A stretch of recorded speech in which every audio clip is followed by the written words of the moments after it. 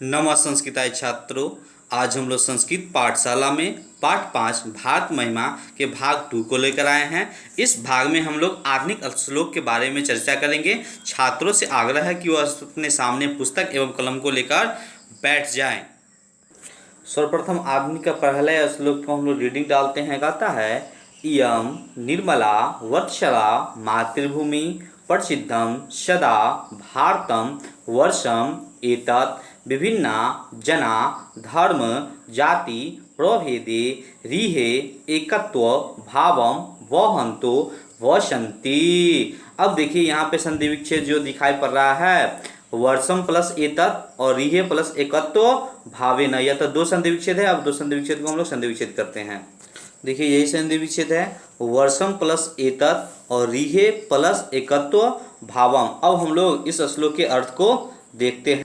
कहता है, इयं निर्मला, यह निर्मल, वत्सला, वत्सल का मतलब होता है ममतामयी, मातृभूमि, प्रसिद्धम प्रसिद्ध, सदा हमेशा, भारतम भारत, वर्षम एतत् वर्ष के द्वारा, विभिन्ना विभिन्न, जना लोग, धर्म जाति प्रभेदे रिहे एकत्व भावे न एकता के भाव में, वहन्तो बहते हैं, वसन्ति बसते हैं। तो यह श्लोक का अर्थ कहता है कि यहाँ की मातृभूमि, कहाँ की मातृभूमि? यहाँ की मातृभूमि निर्मल, वत्सल अर्थात ममतामयी है, जो भारतवर्ष के द्वारा क्या है? सदा प्रसिद्ध है, जहाँ विभिन्न धर्म जाति के लोग एकता के भाव में क्या करते हैं? निवास करते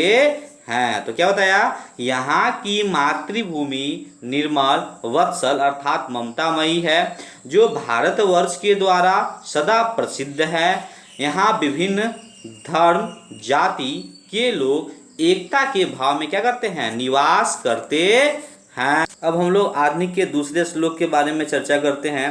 तो पहले इसको पढ़ते हैं। कहता है, विशाल अस्मदीया धरा भारतीया सदा सेविता सागरे रम्यरूपा वने पर्वते निर्झरे भव्य भूति वहन्ति भी ऐसा शुभा च आप गाभी। अब संधि विच्छेद जहाँ पर है मैं उसे इंडिकेट कर देता हूँ। संधि विच्छेद देख लेता हूँ कहाँ पे। विशाल प्लस अस्मदीया, उसके बाद जो हो गया वहंती, और उसके बाद च प्लस आपका भी। तब हम लोग इसके संधि विच्छेद को देखते हैं। यही संधि विच्छेद है, विशाल प्लस अस्मदीया, वहंती भी प्लस ऐसा, च प्लस आपका भी।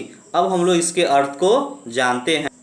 यह कहता है कि विशाल अस्मदीया मतलब, विशाल का मतलब विशाल, अस्मदीया का मतलब हमारी, धरा मतलब धरा भूमि, भारतीय मतलब भारतीय, सदा सेविता हमेशा सेवित है, सागरे सागर, रम्य रूपा रम्य रूप, वने वन, पर्वते पर्वत, निर्झरे निर्झर, और उसके बाद बताया भव्य भूति, वहंती बहते हुए, च और शुभा शुभ, च आप गाभी। और च आप गाभी का कहने का तात्पर्य यहाँ पर हो गया नदियों के द्वारा।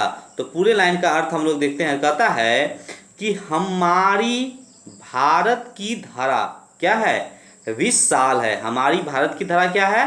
विशाल है, जो हमेशा सागर, वन, पर्वत, निर्झर और बहते हुए नदियों के द्वारा सदा सुशोभित एवं कल्याणकारी है।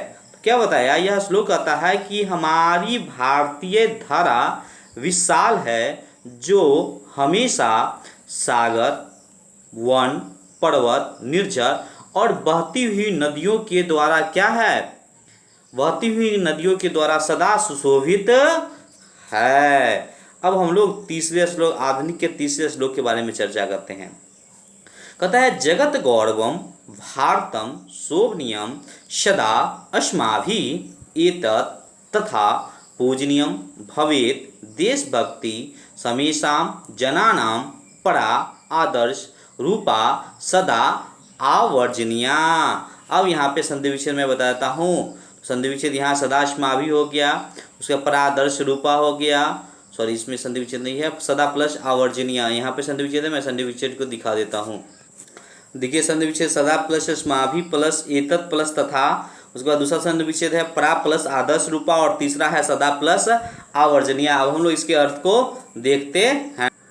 यह कहता है जगत गौरवम, जगत का गौरव, भारतम भारत, शोभनीयम शोभनीय, सदा हमेशा, अस्माभि हम लोगों के द्वारा, पूजनीयम पूजनीय है, भवेद होता है, देशभक्ति समेषाम प्रत्येक, जनानाम लोगों में, परा आदर्श रूपा आदर्श रूप में, सदा आवर्जनीया मतलब दिखाई पड़ता है। तो कह सकते हैं इस श्लोक को कि जगत का गौरव, कौन सा मतलब संसार का गौरव, भारत शोभनीय है और हम लोगों के द्वारा सदा पूजनीय है। यहाँ के प्रत्येक लोगों में देशभक्ति आदर्श रूप में दिखाई पड़ती है। क्या बताया कि जगत का गौरव भारत शोभनीय है और हम लोगों के द्वारा सदा पूजनीय है। यहाँ के प्रत्येक लोगों में देशभक्ति आदर्श रूप में दिखाई देती है, अतः यह हम लोगों के द्वारा नमन एवं योग्य करने का एक आकर्षण केंद्र है। छात्रों से आग्रह है, यदि इसमें किसी प्रकार की कोई कठिनाइयाँ होती होगी तो आप कमेंट बॉक्स में कमेंट करें। सेशन अच्छा लगता है लाइक करें, सब्सक्राइब करें, शेयर करें। नमः संस्कृताय साथियों, नमः संस्कृताय।